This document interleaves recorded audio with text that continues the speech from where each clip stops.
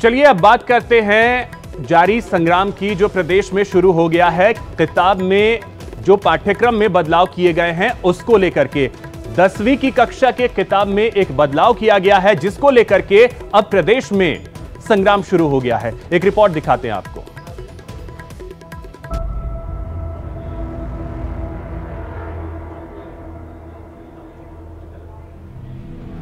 हाँ, कौन कौन है?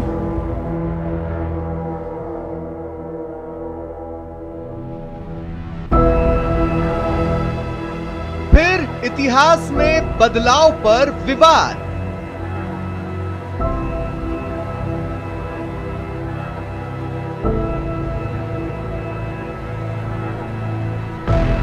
प्रताप के प्रताप से छेड़छाड़।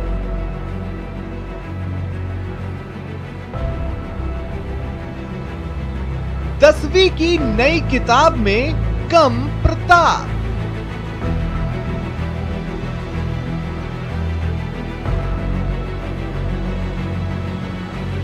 संशोधन समिति की अनुशंसा पर काटछाट।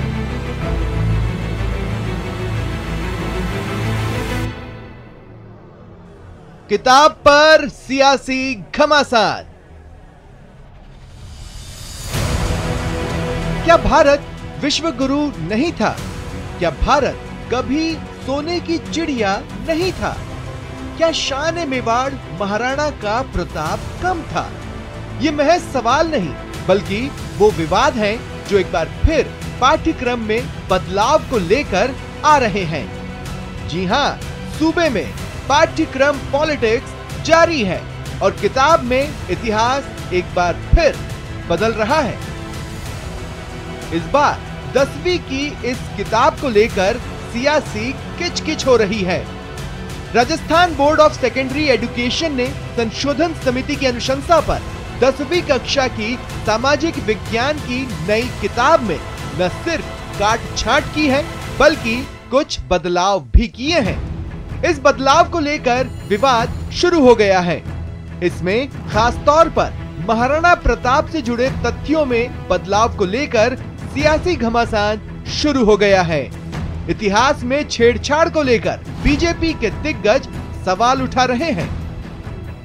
आइए अब आपको बताते हैं 10वीं कक्षा की सामाजिक विज्ञान किताब में महाराणा प्रताप से जुड़े इतिहास के किस हिस्से में काटछांट की गई है और क्या बदलाव किया गया है। किताब में महाराणा प्रताप और अकबर के बीच हुई हल्दी घाटी युद्ध की समीक्षा को हटाया गया। महाराणा प्रताप के घोड़े चेतक से जुड़े तथ्य को पाठ्यक्रम से हटाया गया। पाठ्यक्रम में बदलाव पर महाराणा प्रताप को कमजोर बताया गया, जिसमें कहा गया है 16वीं सदी के मेवाड़ के राजा महाराणा प्रताप में शत्रुतापूर्ण परिस्थितियों में एक सेना नायक के रूप में धैर्य और योजना की कमी थी। हालांकि अब तक जो इतिहास है उसके मुताबिक 18 जून 1576 को हल्दी घाटी की लड़ाई हुई। हल्दी घाटी के युद्ध में अकबर की सेना में 85,000 सैनिक थे। मुगलों से लड़ने के लिए राणा के पास महज 20,000 सैनिक थे। चेतक पर सवार राणा ने मुगलों की सेना में कोहराम मचा दिया। राणा प्रताप के 81 किलो के भाले से मुगल दहशत में आ गए। यह भी कहा जाता है हल्दी घाटी युद्ध की याद जब जब अकबर को आती थी, वो सोते सोते जग जाता था। इतना ही नहीं, किताब के स्वर्णिम भारत अध्याय में कुछ और काटछांट की गई है और भारत के विश्व गुरु और सोने की चिड़िया कहे जाने वाले हिस्से को हटा दिया गया। भारत की प्राचीन सभ्यता के विकसित होने के हिस्से को हटाया गया। किताब में इन तमाम बदलाव और काटछांट को लेकर किताब के शीर्षक लेखक और इतिहासकार डॉक्टर चंद्रशेखर शर्मा इसे नैतिक रूप से गलत बताते हैं। वो कहते हैं कि बदलाव को लेकर उनसे चर्चा तक नहीं की गई। पुस्तक में देखा गया कि शायद ऐसा हुआ कि इसके लिए एक संशोधन समिति इन्होंने बनाई थी और 2017 की जो पुस्तक चल रही थी उसमें उस संशोधन समिति की जो रिपोर्ट्स थी उसके आधार पर इन्होंने काफ़ी कुछ इसके अंदर बदलाव किया है। और वो बदलाव मेरे लिए बड़ा आश्चर्यजनक है, क्योंकि मैं लेखक होने के नाते मुझे इसकी जानकारी नहीं थी कि ये बदलाव किया जा रहा है। अच्छा होता कि डेमोक्रेटिक वे में मुझे उसकी जानकारी होती, और उन्होंने कुछ इसके अंदर ऐड भी किया है तो उस एडिशन की भी मुझे जानकारी होती कि आपके उस चैप्टर में ये ऐड किया जा रहा है। तो ये एक बड़ा मतलब कि मैं मानता हूँ कि नैतिक दृष्टि से भी और नियमों की दृष्टि से भी ये चीज़ उचित है। सत्ता बदलती है, पाठ्यक्रम बदलता है, विवाद होता है, लेकिन सबसे बड़ा खामियाजा उन बच्चों को होता है जो 5 साल कुछ और फिर अगले 5 साल में इतिहास का कुछ और पाठ पढ़ते हैं। सच तो ये है कि बच्चे पाठ्यक्रम पॉलिटिक्स में पिस कर रह जाते हैं और इतिहास के असली पन्नों से अनजान रह जाते हैं। न्यूज़ 18 के लिए उदयपुर से कपिल श्रीमाली की रिपोर्ट। तो देखा आपने कि आखिर क्या वजह है कि अब जो संग्राम है वो प्रदेश में छिड़ गया है। पाठ्यक्रम पुस्तक में जो बदलाव किया गया है वो चंद्रशेखर शर्मा जी जो कि इतिहासकार हैं इस वक्त हमारे साथ जुड़ गए हैं, उनसे समझने की कोशिश करते हैं। चंद्रशेखर जी, पहले तो बहुत स्वागत है आपका न्यूज़ 18 राजस्थान पर। चंद्रशेखर जी, एक चीज आपसे समझना चाहेंगे, जो पाठ्यक्रम में बदलाव किया गया है किस तरीके से इसे देखते हैं, और अब इस पे आरोप प्रत्यारोप चल रहा है, वो तो खैर सियासत है वो चलेगा, लेकिन जो फैक्ट हैं वो आपसे समझना चाहेंगे महाराणा प्रताप के बारे में।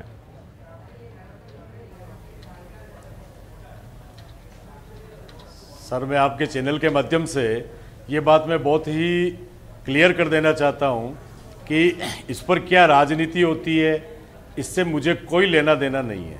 जी जी, क्योंकि ये जो 10वीं का सामाजिक विज्ञान वाला जो पुस्तक है उस पुस्तक में 2017 में मेरे द्वारा लेखन करवाया गया था, और चूंकि मैंने प्रताप पर मेरी पहली पीएचडी है, मेरा शोध है, और इस नाते से उस प्रताप वाले अध्याय में मैंने कुछ शोध के जो निष्कर्ष थे और जो एक डेमोक्रेटिक वे से उस युद्ध की समीक्षा की गई थी उस समीक्षा को इसमें दिया था। और इसके पहले प्रताप के जो हल्दीघाटी युद्ध के पहले की जो घटनाएं हैं, जैसे कि मानसिंह पर प्रताप के द्वारा आक्रमण करना और मानसिंह का ओहदे में छिप करके अपनी प्राण रक्षा करना, महावत का मारा जाना, चेतक का अपने शौर्यपूर्णता ढंग से हाथी के मस्तक पर अपने पेड़ लगा देना, चेतक की टांग का कर जाना, और जो मेरा मानना है कि ये जो हिस्ट्री की ऐसी जो महत्वपूर्ण घटनाएं हैं, इसके साथ ही आगे जाकर के उनके छोटे भाई शक्ति सिंह का जो समर्पण है और शक्ति सिंह के द्वारा घोड़ा दिया जाना, इसके आगे जाकर के दिवेर का जो युद्ध है, वो जिस दिवेर के युद्ध में मतलब कि उनके पुत्र अमर सिंह को और इनको प्रताप को बड़ी ग्लोरी मिली थी, और सारे 32 थाने जो थे मुगलों के वो खाली हो गए थे, तो वो वर्णन जो था।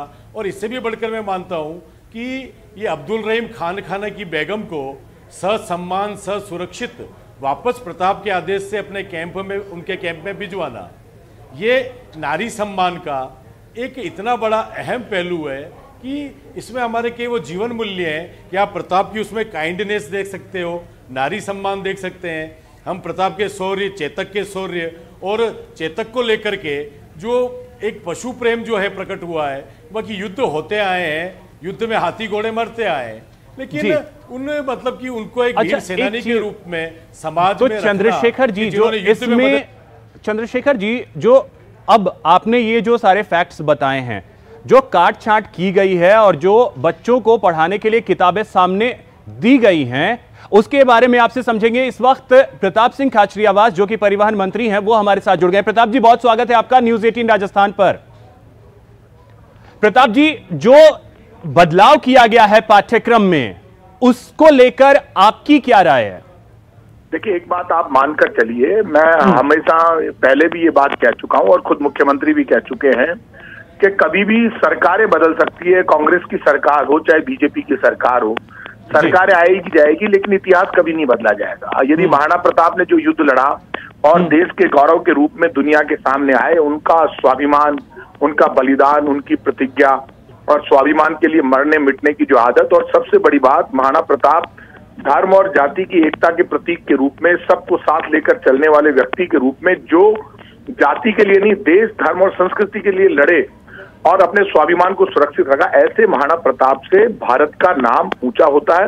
और महाराणा प्रताप की सबसे बड़ी बात, एकमात्र ऐसा राजा जिनको ये कहा जाता है हिंदुआ सूरज, लेकिन जब उनकी सेना का सेनापति हाकिम का सूरी एक मुसलमान पठान था, उनकी सेना का सेनापति, और राणा पुंजा की जिनको उपाधि मिली भीलों के सरदार, वो उनके सेनापति थे, भामाशाह उनके सेनापति थे। इस तरह से उन्होंने सबको एक करके जब ये चीजें, ये शौर्य रहा है महाराणा प्रताप का, तो हम अपने बच्चों को वो शिक्षा क्यों नहीं दें? उसमें काट छांट करके चीजें कम करने की आवश्यकता कहां आन पड़ी? किसी ने काट छांट की है वो गलत है, और मैं ये मानता हूं कि काट छांट करके जो कुछ लोग अपने आप को चर्चा में बनाए रखना चाहते हैं, कुछ लोगों की आदत पड़ गई है कि इस तरह की बेवजह की परिस्थितियां पैदा करना, माहौल को खराब करना, जिस वक्त हम थे ही नहीं। विपरीत परिस्थितियों में महाराणा प्रताप का इतिहास, महाराणा प्रताप का व्यक्तित्व, महाराणा प्रताप के किए काम, वो देश के गौरव के रूप में याद किए जाते हैं।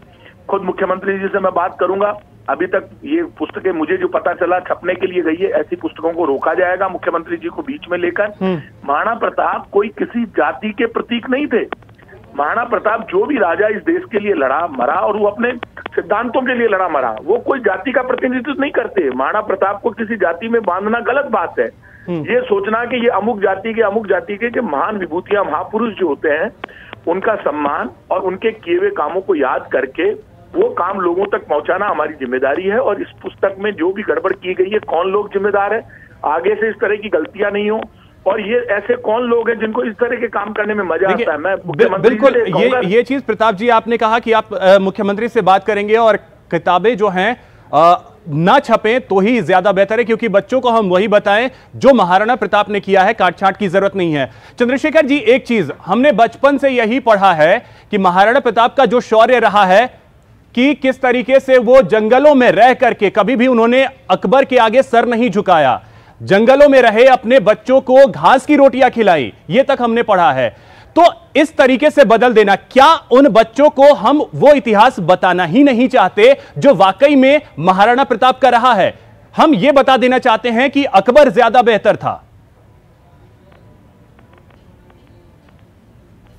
सर, मैं आपको इस चैनल के माध्यम से बताना चाहता हूं कि ये घास की रोटी खाने वाला जो टेक्स्ट है, मैंने इसका भी विरोध किया है कि ये बेसिकली कर्नल टॉड के द्वारा लिखा गया था, और वो फिर साहित्य में सारी चीजें आ गई थी।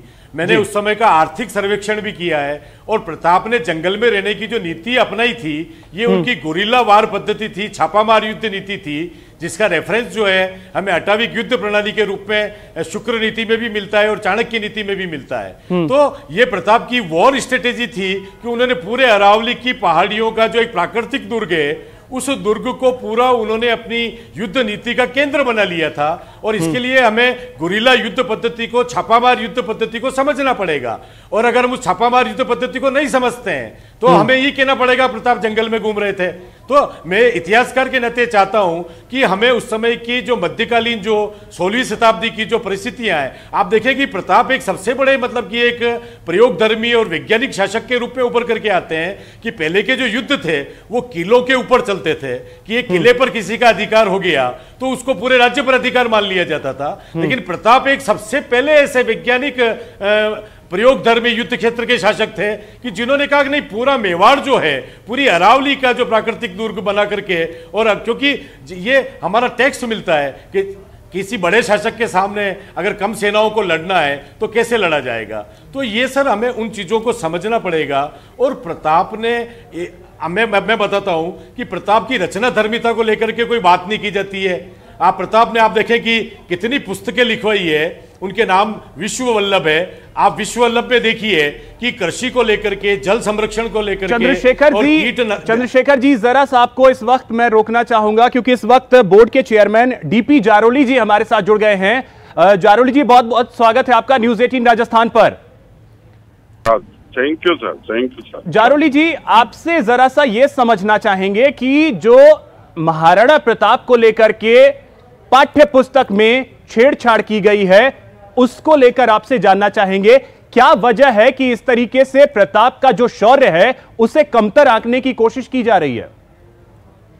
देखिए, प्रताप के शौर्य को कोई कमतर नहीं आंक सकता। मैं खुद मेवाड़ से बिलोंग करता हूँ, मेरी पैदाइश मेवाड़ से है।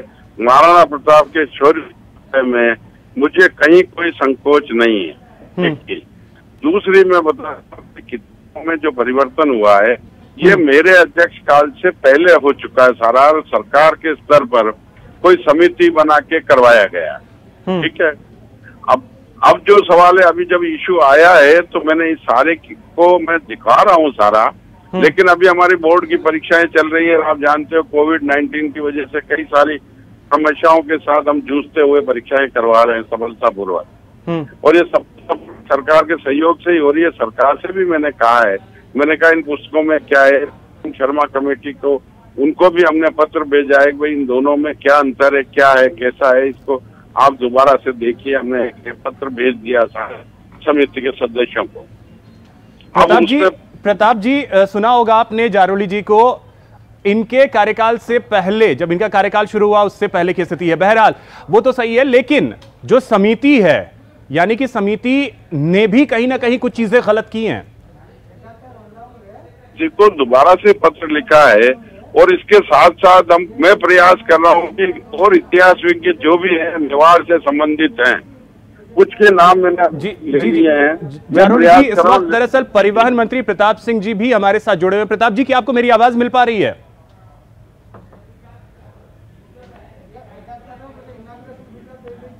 चलिए, लगता है प्रताप जी इस वक्त हमारे साथ नहीं जुड़े हुए हैं। बहरहाल एक चीज चंद्रशेखर जी, जिस तरीके से हमने जो पढ़ा है, जो आपने, जिसका जिक्र भी मैंने किया कि घास की रोटी हो या उन चीजों का आपने कहा कि आपने उसका खंडन भी किया है, लेकिन सवाल यही उठता है कि हम वही बच्चों को पढ़ाएं जो फैक्ट्स हैं। क्या आपसे, क्योंकि आपने इसको तैयार किया, आपने उसको रिसर्च किया है, क्या आपसे परमिशन लिया गया था तब जाकर के इसमें छेड़छाड़ की गई है, या बिना आपके परमिशन के? सर, मेरे को इसकी कोई भी जानकारी नहीं थी, ना मेरे से पूछा गया था कि आपका ये पार्ट लिखा हुआ हटाया जा रहा है, और ना इस पार्ट के अंत में एक जो पैरा जोड़ा गया है वो कि ये जोड़ा जा रहा है। तो जो पार्ट हटाया गया और जो जोड़ा गया, उन दोनों की मुझे जानकारी नहीं थी। मुझे जानकारी किसी मीडिया पर्सन के द्वारा फोन करने पर पता चली, तो मैंने उनको कहा कि जब तक मैं प्रिंटिंग शेप में किताब नहीं देखता हूं तब तक मैं इसके ऊपर कोई अपनी प्रतिक्रिया नहीं दूंगा। मैं खुद जाकर के मैं पुस्तक खरीद के लाया बुक सेलर से, और मैंने जब उसको मैच किया तब मैंने उस पर बोलना शुरू किया कि ये चीज तो कम से कम नैतिक दृष्टि का तो ध्यान रखा जाए कि और वो नया टेक्स्ट अगर आपने दिया है तो आप उसको जो काटा गया है या जो जोड़ा गया है वहां आप जिन्होंने संशोधन किया उनका नाम लगा देते, या आप एक डिस्क्लेमर दे देते कि साहब ये इस कारण से संशोधन किया गया है, या पूरा अध्याय आप किसी दूसरे के लेखक से लिखवा देते। मतलब कोई ऐसी बात नहीं थी। तो हमें, और दूसरे से भी अगर आप लिखवाएं तो कम से कम जो स्थापित सत्य हैं और जिनको लेकर के आज भारत में ही नहीं पूरे विश्व में प्रताप को एक वैश्विक स्तर प्राप्त है, और प्रताप जो है वो हमारी राष्ट्रीय स्मृति के रूप में है। आप देखें कि पंडित जवाहरलाल नेहरू ने भी सम हिस्टोरिकल ग्लिम्पसेस नामक उनकी पुस्तक में उन्होंने प्रताप की ग्लोरी का बखान किया है। तो वो उन चीजों को जो जोड़ने वाले जो तथ्य थे, जो घटनाएं थी हल्दी घाटी के युद्ध की, उनको हटा देना चाहे कोई भी हो, तो ये मैं इसको सर ठीक नहीं मानता हूं। और दूसरा, इस तरह का जो चीज होता है कि भाई ये किस काल में लिखी गई, अरे सर हम तो इतिहासकार लोग हैं, और कम से कम मेरे लिए तो ये है कि मैं किसी के भी प्रेशर में कोई भी काम नहीं करता। अगर ऐसा काम करता तो मैं प्रताप तो यानी कि आपसे किसी तरीके का कोई परमिशन नहीं लिया गया। एक चीज जारोली साहब आपसे जरा सा आप जानना चाहेंगे, क्योंकि जो जानकारी मिल पा रही है किताबों को छपने के लिए भेज दिया गया है, क्या अब उसे रुकवाया जाएगा? ये फैक्ट्स नहीं है जानने के बाद।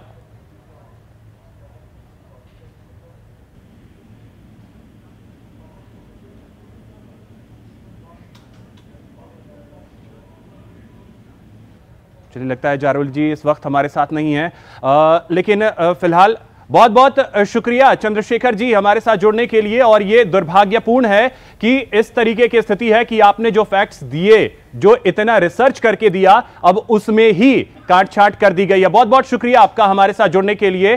प्रताप जी आपका भी बहुत बहुत शुक्रिया, साथ ही साथ जारोली साहब आपका भी बहुत बहुत शुक्रिया हमारे साथ जुड़ने के लिए। तो जो फैक्ट्स हैं उसके साथ छेड़छाड़ जो है वो की गई है, ये बात अब खुल करके सामने आ गई है। अब देखना अहम होगा कि आगे इस पर किस तरीके से चीजें निकल करके सामने आती हैं। फिलहाल रुकेंगे एक छोटे से ब्रेक के लिए।